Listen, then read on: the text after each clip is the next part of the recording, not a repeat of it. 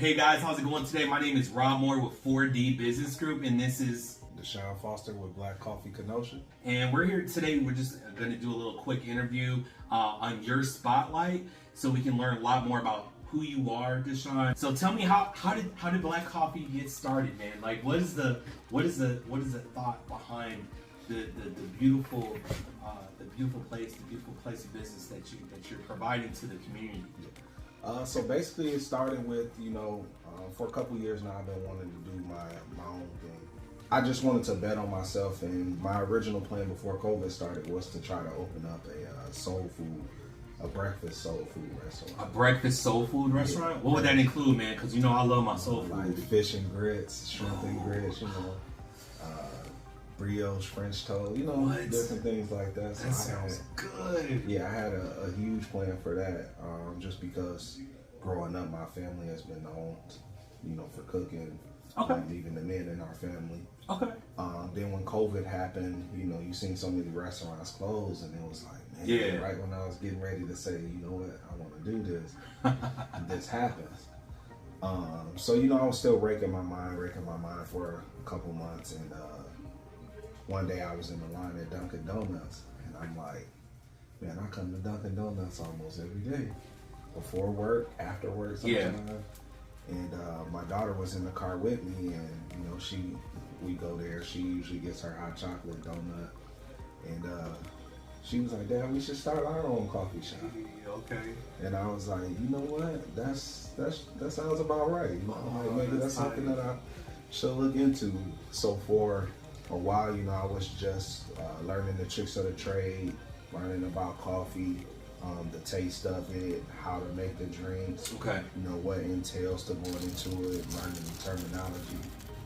And one day I was getting my hair cut by Alvin, and I told him, I was like, hey, what you think about this idea? And he was like, that's an amazing idea. Like, I really think you should do it.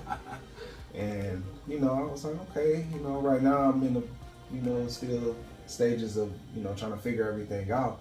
And he was like, well, why don't you come and open it up in here? Mm-hmm. And he was like, what's stopping you from opening it up in here? And I'm like, well, that's a good opportunity. It's a great opportunity. Yeah, great opportunity. So I did everything. I put everything in the fast forward. Mm-hmm.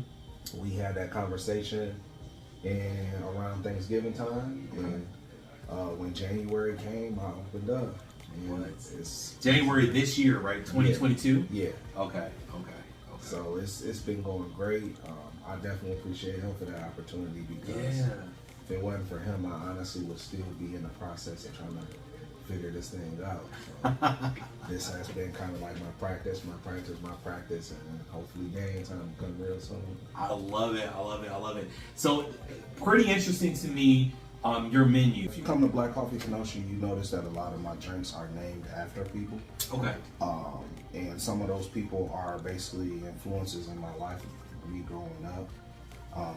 So the name purpose, Blak Coffee, comes from my grandmothers, which are Leela and Cora, which are just our traditional black blend. Okay. Those are how my grandmothers drunk coffee. They never put anything else in there. Nothing. I like that. I had a little bit like that earlier today. Yeah. So my grandmother Leela, she passed away right when COVID happened. But sorry. Oh, it's okay. Life happens. Sometimes, But again, that was right around the time where I kind of like decided to do the actual coffee shop. So I want to put something in her remembrance, just because she was actually the person who introduced coffee to me. Wow. Even though I wasn't supposed to have it, she would sneak me some. But yeah, so a lot of my coffee drinks are named after family members who maybe are even still living. Some passed away. Okay. But they have just like a huge influence in my life. Nice. And the actual name of the drink has like their characteristics. Okay. So it has their characteristics, so, have a little bit of caramel in there or whatnot, because they're nice and sweet or whatever have you. Yeah. Okay, I like that. And the Blak Coffee man, she was kind of like stern, but she was but she knew what she wanted, but she also had that loving, Yeah. you know, aroma about her. Yeah. So my black blend that I actually use is called Black and Beautiful, which is our special black blend, which goes from my two grandmothers. So it's a lot of family influence in here. For instance, like our most popular item, which is our Lois's latte, it was from my Aunt Lois, one of the sweetest people that you will ever meet. Just like a latte, it makes you feel warm, it makes you feel loved. But the process of making a latte is you have to steam the milk. And even though she was the nicest woman in the world, if you made her mad, she could burn it. So steam came, you know, that steam and just the characteristics, even though it's sweet, it's still bold. Okay. It's still energizing. Was everything that pretty much, you know, reminded me of my aunt. My Jesse's Americano was named after my Uncle Jesse. Is that what I have right here? Is No, that you have a latte. a latte? Yeah, so you have a so good. So good. So my Americano was named after my Uncle Jesse. He was in the Army. Okay. He was in the Army for, I want to say 30 plus years. Okay. And he passed away probably about 10 years ago. And Americano represents American. You know, so He was a true American. yeah, so I definitely had to name the Americano after my uncle. And Americano is strong, so he was probably one of the strongest people you will ever meet in your life. He didn't come off as that type, but he definitely was one of the strongest people you will ever meet in your life. So, and you know, just a lot of my items are named after, you know, the family members. Of course, I have JoJo's Coco, which is named after my daughter. Oh, there you go. That definitely had to have some influence with her in here because, you know, this is part of her idea. I love that. The cocoa is actually her recipe. It's her recipe? Yeah. So she made. Now, how old is your daughter? 6. She's 6 years old? Yeah. Oh, man, I remember my kids are 6. Oh, my gosh. That's awesome. And, you know, one day I decided, I surprised her with that. Where it was like, hey, you know, I know hot chocolate is your favorite thing. We're going to put this on the menu. Yeah. You know, what do you want to put in it? And she, you know, she made a couple little jot downs that she wanted in there. And one day me and her just were spending time and we made the recipe. I added a couple things to it to, you know, make it what it is. And we've been selling it. And one special thing that I've been doing for her is every time I sell that item, I take half of what it costs to make it, and I put it into a savings account for her. I love that. So it's from when I start to, you know, whenever she turns 18, she'll have all the proceeds from that, the coffee shop. So I love that. that's my way of, you know, doing this because I wanted this to be about generational wealth. You know, I struggled growing up. I don't want her to struggle. I like that. So you have some menu items on there for food as well. So not only are you doing coffee, but you're also doing, you have really good cakes and things of that nature. Tell me a little bit about that too. Yeah. So growing up, my grandmother Cora, which was, you know, again the inspiration for this, she taught pretty much all my uncles, aunts, cousins how to cook, how to bake. So a lot of us pretty much know our way around the kitchen, like very, very good. And one thing that I wanted to implement in here was some of my family's recipes as far as desserts go. So I actually have a cousin who has a bakery in Iowa. And a lot of the desserts that we have here, he makes and brings them here. And then we, you know, try to keep it all up to the family. So it's definitely good. So this is the only place in town that gets cakes from Iowa. Yeah. Yeah. That is awesome. In Kenosha, Wisconsin. Yeah. That is awesome. That's I didn't even know that. Yeah. That's so cool. So you know, it's like I said, this is all about family. I would more call this a family-owned coffee shop. Sure. A family coffee shop than anything, just because of my inspirations, right? And you know, the thought into the actual menu of it. I wanted it to be definitely about family. I love that, man. I mean, you know, you get that warm, tingly feeling when you know that somebody's in business to really truly help someone else out. Yeah. And when you know, you can kind of feel that. You can see the genuineness inside of what you're saying about your family, each one of your members in your family, your grandmother, the recipes that you guys pass down the line, and you're just cultivating, you're passing it to other individuals, and now you're able to share this with the community. Yeah, we get our beans from a local roastery. I did want to keep the dollar circulating throughout the community. Oh, I love it. So I decided to use a local vendor for our roastery bean. We have a lot of women-owned farms that produces our coffee beans, and that was one of the main things that I wanted to do, was basically keep, like I said, family, community was very important to me, because the only way to build up this community is for, you know, places like us. I feel like small businesses actually make Kenosha what it is. And I would like to keep it like that. Of course, I don't have any say so, but I would like to keep it where, you know, some of the bigger businesses who don't impact our community, that, you know, kind of stay in their lane. It's like, get out of here. Yeah, but you know, I want, you know, for instance, Tenuda's has been here for years. Yeah. And that's family owned. Yes. And that's what has been making some of our community go, as far as, it has, yeah. you know, those different things. And I want for a bunch of family owned businesses just to have Kenosha pretty much in a chokehold. You know? As crazy as that sounds, but I like it. Yeah. I just think that that's important. Yeah. Because when you have things that happen in a community, you want to see those familiar faces. You really don't want to see somebody who's never been in Kenosha, right? You know, coming in and saying things about Kenosha or what they know about Kenosha. You want someone who's been here like me and you have. 100%. That's been here for years like me and you, basically putting our impact on the community. So that was something that was important to me as well. 100%, man. I love that. That's big, because small businesses really do have a big impact here in town. I know, speaking of small businesses, not only do you have the business here in Alvin Shop here on 52nd, right across the street from the Girls and Boys Club, but you also are doing something at the Kenosha Market. Is that correct? Harbor Market. Harbor Market, yes. Kenosha Harbor Market. Yeah. So you're doing something at the Kenosha Harbor Market. Yes. Okay. Yeah. So I'm going to be there every other Saturday. Of course, we'll be there opening day. That to me brings more exposure to the actual business itself.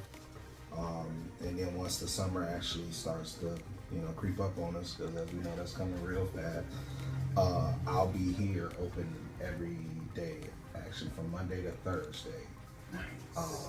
We'll be here from 9 to 2, and then on Saturdays we'll be at the Harbor Market. And then the 2 Saturdays that we aren't at the Harbor Market, we will still be here on Saturday. Nice.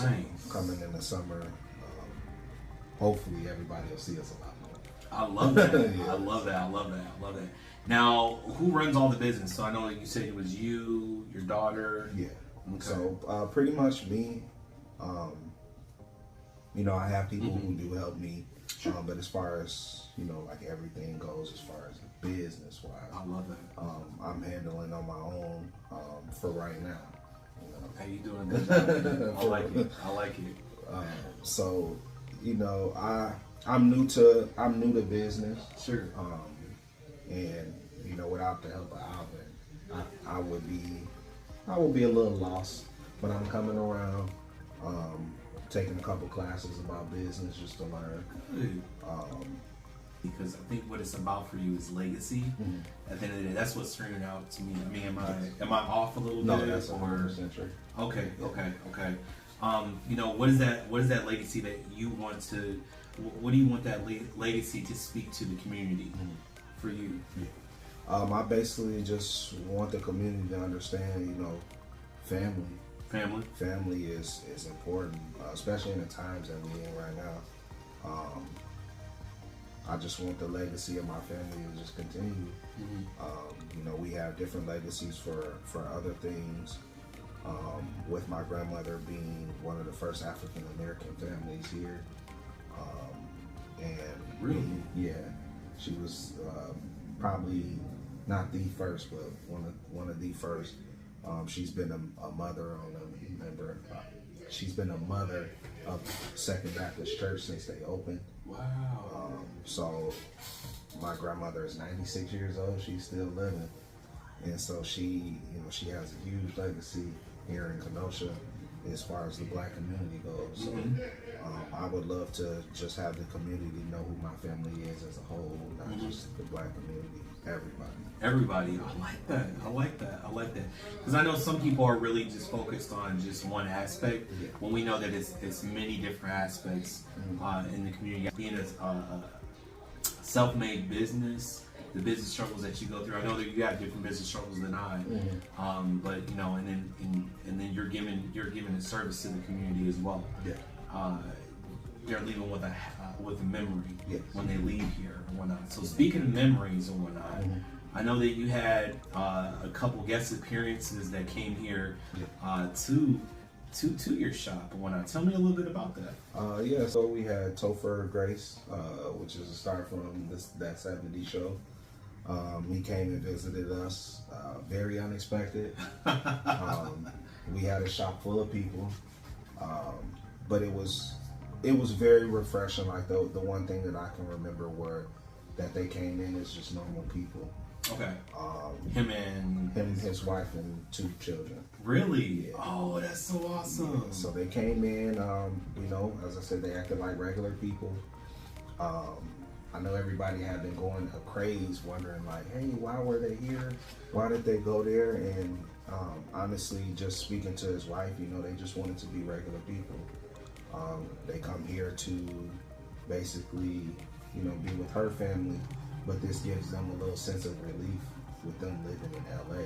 Oh, okay. So her family lives. Yeah. Okay. Yeah, with her family living here, this just kind of gives them like that away time that they need from the cameras, and you know, everybody noticing who they were. So it was refreshing that they came in. They acted as normal people. I treat every customer the same. I tell my employees the same thing. Treat every customer the same. And one of the things that we do is whenever someone comes in with children, we give them lollipops. And so the 2 children received their lollipops, and his wife grabbed a chai tea latte, and he tried one of my grandfather's recipes, which was a strawberry loaf cake, and they enjoyed it, which made me happy. And you know, when they left, his wife did come back in, probably about like 10 minutes later. She pulled us to the side and you know, just encouraged us. And then she told us that, you know, her husband was a famous actor, and he really wanted to come back and take a picture with us and put it on the social media, and that he hoped that would give us the exposure that we needed to take off. So that's so cool, dude. Hey man, that's awesome, bro. That is awesome. Yeah. So that was amazing. I was kind of salty though, because when she left back out, I thought he was going to come back in immediately, and a couple more customers were coming in. So I was back making drinks, and he came in and he took the picture like real fast, and then he headed out, and I wasn't able to get in the picture. He wanted people to know who he was. Yeah. And I think that some people noticed who he was before his wife came back in. Yeah. So I think he really wanted to make it quick. Yeah. But I think it was refreshing to them, because it was, again, a lot of people in here. I think people noticed who he was, but the respect aspect of him being with his wife and children, nobody bombarded him. Shonda, which is the owner of Shonda's Locks, she started talking to him. She even made a joke that his son looked like little Macaulay Culkin. Oh, really? Yeah, and him and his wife, they laughed, they enjoyed it. And I like I said, I think it gave him like a sense of relief to just be able to go somewhere and not be like bum rushed and questions asked and a bunch of pictures taken. So that really made me happy. That really made me happy. That is amazing. Oh my gosh. And that's awesome. And then for her to come in and say, hey, maybe they'll give you a push. I think that's great, because I'm pretty sure now people probably came in and were like, dude, where's that? Where's that coffee? Yeah. You guys got it this week. You got it this week. I need this. I need this. Yeah. So, that's so awesome, man. Well, definitely thank you for sharing that story with me. And I think that's just mind blowing. I think you're there, you're working, all of a sudden all this is happening. It seems probably very surreal. So what's next for you guys? I know we have the Harbor Market that's coming up. I know you said you're going to be opening from Monday through Thursday every day, and then every other Saturday you're going to be at the Harbor Market or whatnot. What's next for you guys? What's next is hoping that this thing takes off. Like I said, during the spring and the summer, we want to get maximum exposure for the actual business, and we're just hoping by the fall sometimes that we figure out our own place to be. But right now, with the shop being so welcoming, it does give a different feel. Unfortunately, not too many people are able to come sit down and stay. I would like for that to happen. But for the people who just like to come in, enjoy a cup of coffee, and get going, they really appreciate it. So when I do get my own place, I'm hoping to kind of keep that same feel, but for people to be able to come sit down and enjoy themselves. One thing that I wanted to implement into my coffee shop was music. So what kind of music? You gotta go with this feel. You gotta go with the old school. Okay. We have a nice playlist of songs that I definitely grew up listening to. Hearing my mom listen Curtis to. Mayfield or something. Anita Temptation. Baker. I have everything. I have a lot of music from that era all the way up to now, but everything is just like a cool, calm, collective. You definitely gonna come in and hear some Brandy, TLC, everything. So it's that's one thing that a lot of people, when they do come in, they notice is the music. Definitely my first Saturday that I opened, we weren't supposed to have that many people in here, but it was packed. People were dancing, the music was playing, and everybody heard music that they grew up on. So it was just people in here just pretty much enjoying themselves. Oh man, that's so cool. That's cool. Yeah, so music is definitely, as you can see in our actual logo, music is in the actual I see that. logo. Music. Coffee beans. So love that. that's definitely a part of this too as well. It's just the music that makes you feel good. It maybe makes you think of your family like it makes me think of mine. So. I love that.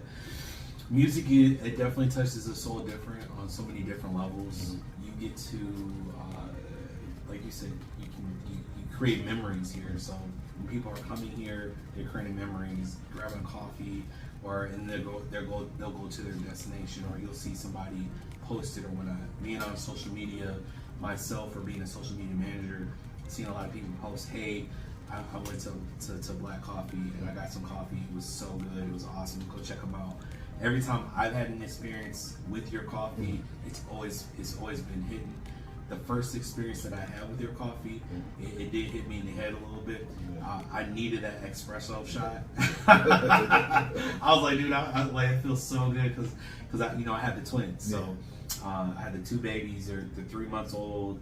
And I put them down at nighttime, and sometimes I'm trying to do work and I'm up too late. Sometimes I don't know, I mess up with the time, and it's 11 o'clock, it's 11:30. I'm like, man, I stayed up too late with them. I tried to put it down. Definitely. But you came in, and I felt that was like super clutch, man. It was really clutch. So, but I love your setup that you have here too. So.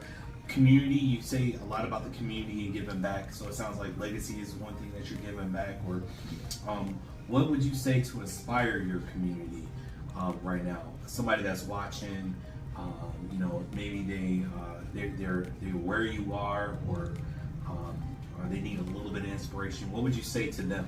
Go for it. To go for it? Go for it. You heard it. You heard it right here, guys. Yeah, definitely go for it. And the reason that I say go for it is because if you were to stop 10 working people, doesn't matter the nationality, you go and stop 10 random people and you ask them of an idea that they have that they would like to run for a business, and probably 8 of those 10 people with the snap of a finger would tell you, yeah, I do. I would like to do this. I would like to do that. And, you know, a lot of Americans get up every day and they go to work. And, you know, work is not necessarily a bad thing, but a lot of people put their dreams and hopes on the side to make someone else's dreams and hopes become a reality. And I just would like for people to, you know, don't put those dreams on hold. You know, life is too short to put your dreams on hold. You know, you can still work and provide for your family, but it's nothing wrong with, as I said at the beginning, betting on yourself. Yourself is probably one of the most reliable people you can depend on. And your thoughts and dreams should never be put to the side, like ever. It really doesn't matter what you want to do in life. Your number one fan should always be yourself. Okay. No, the number one, your number one fan should be yourself. Yeah, always. I like that. Okay. Always, because if you're you know, you can also have a number one fan, but your number one fan should be yourself. And you know, whenever you're doing this, you have to be able to, you know, bet on yourself. You have to know that, you know, sometimes you're gonna get knocked down, but you gotta get back up. If this is something that you really want to do, you gotta get back up. I saw a quote. Was a quote that says, "A humble person." I think we went kind of a humble person doesn't have doesn't truly feel down about themselves. That they don't look down on themselves. They're truly humble. Do you believe that? Yeah, most definitely. Why? Because being a humble person, you have a reality that things can go wrong sometimes. And, you know, insanity, the definition of it is to constantly do things over and over and expect different results. A person who's actually humble will understand that that's not always true. You're going to do things, and sometimes you're going to have different reactions to them. Sometimes you're going to get different results. And going into that, having that understanding is what actually makes you humble, because you know that these things are going to happen. You're not blind to the fact that something can go wrong or things can go right, but you go into it knowing those things. So that quote, I think, is 100% right. I like that, man. I like that. Well, thank you for giving clarity about that. Oh, yeah. I believe the same thing too. I believe that, you know, it's about reality, seeing things from different different perspective, and how can you say this? I think this is one thing. I might take this out. I don't know. But another perspective is that, you know, not having time to feel. How can I say this? Not having time to be selfish about yourself, that you're feeling down on life, or you really don't have time to be, you know, depressed, right? Or when that does come, you know how to shake it off. You know, hey, this is a short period of time. This should only last like an hour or two, and I got to get off of it. You know, because, you know, I know these times do happen. Is that what you're saying? Yeah, or just, you know, a part of being humble is also helping others as well. So I would say a little bit of what you're saying, and just the aspect of being humble is leaving no one behind too. Yeah. When I think of humble, I always think of like a person like LeBron James, who came from, you know, those rough beginnings, and with his stardom and, you know, all of his exposure, the one thing that he did was he always gave back to his community. It didn't matter if he was high on that day or low on that day. He always looked to pretty much say, "Hey, y'all come on with me," you know. And that goes for his entourage or his friends. Those are the same friends that helped him when he was down. So when he got up, he made sure that he had those friends with him. Mm-hmm. So for me, the opposite of humble is arrogant. Mm. So, you know, to basically be the exact opposite of that is basically my definition of humble. You know, you always have to make sure you know where you came from, but you also want to know where you're going to. I like that. I like that. So you answered the question for community. Mm-hmm. Now, along with community, do you have any community events that are coming up or community organizations that you kind of have your eye on to give back to or anything of that nature? So one thing that I've been doing to kind of give back to my community is I actually started doing this when I first started Blak Coffee. Was I did like a coffee apprenticeship. A coffee apprenticeship? Yeah. And basically what I did was, of course, I used the social media buzz to offer out for 14 and 17-year-olds to be able to come here on Saturdays and learn basically how to work, you know, work ethics. Yeah. I even gave kids who wanted to learn about coffee a chance, and you know, they come here for 3 hours every Saturday.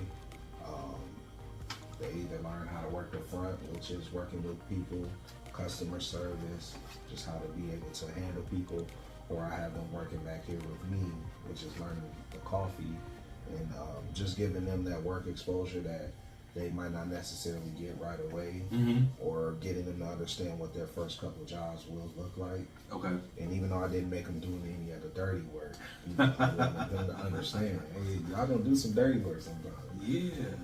So I helped out about 6 or 7 kids right now. Mm-hmm. We had a couple of the kids who were reoccurring just because they really liked it.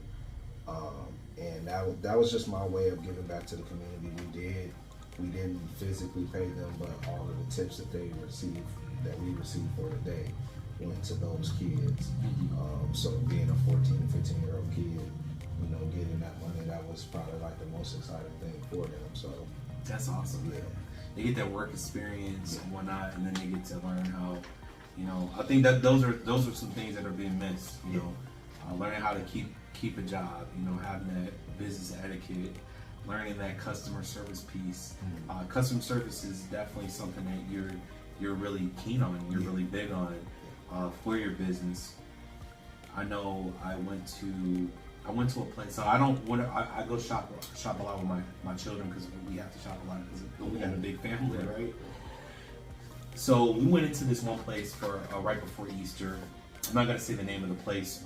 It was a big establishment, a clothing place, and we went inside of there. And let me tell you, man. So my wife couldn't come, and it was just me and my sons, right? Mm-hmm. It was me, Bobby, Caden, and me, Bobby, and Caden. And we were looking for dresses, you know, for my wife because she just couldn't come out. She didn't feel like coming out or whatever. And she's like, "You guys go. Man, these babies drain me."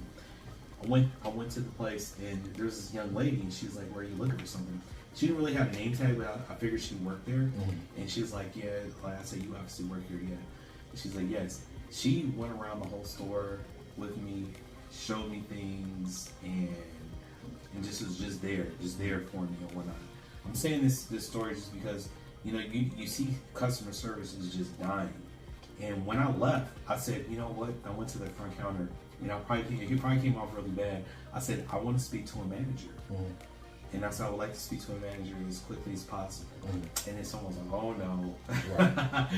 And they came and I said, I just want to tell you, you know, this young lady, Blank, she was amazing. And I said, I go to a lot of stores and I just do not have customer service. Like, she went above and beyond. She told me she just started and she knew what she was talking about.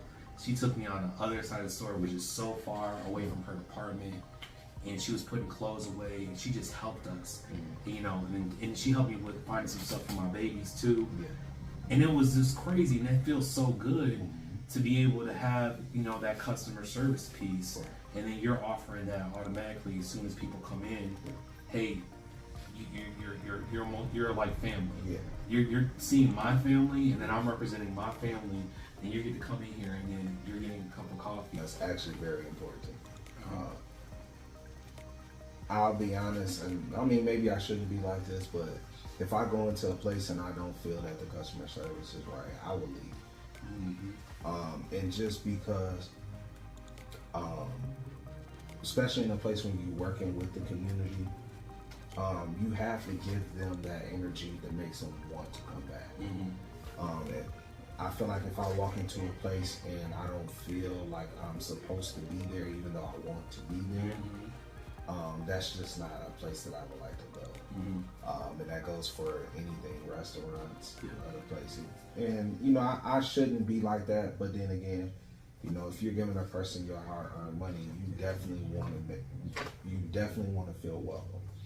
And that was one thing that I wanted to implement into this, was that everybody has to feel welcome when they come here. No matter what their walks of life is, they have to feel comfortable when they come here. They have to enjoy themselves, and they have to enjoy the product. So that's something that's very important. I love that. Very important. I love that. I totally agree with you, because I mean, customer service is really important, and a lot of the training that I do, or training that I implement for different companies, we talk about training, customer service, and it's really super important when you do deal with customers, that you're giving the impression that they're welcome here. You're not having an attitude, or you're bringing whatever's, you know, at home or whatever you're going through, you bring it to the workplace or whatever. Right? If you feel that way, you have to take that time and probably go somewhere else and then come back and recharge, whatever you have to do. But I like that with customer service. Thank you so much for sharing with me today, man. I didn't want to take your time so much, but it's all right, man. I wanted to make sure that we could talk about Blak Coffee. I seen that it was an opportunity when I saw you. I said, hey, you know what, maybe we can you know, do an interview and tell some people about what you're doing with Blak Coffee. And hopefully you guys can get down here to taste it. It's so good. It's amazing. I still have to taste the cakes that he had. The pound cake, right? Is it pound cake?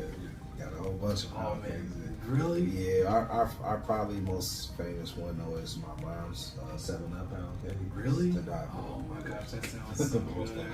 That's bad. I'm trying to lose weight. Right? Anything else that you want to say about your business to the community, so they can you know, just be they're aware?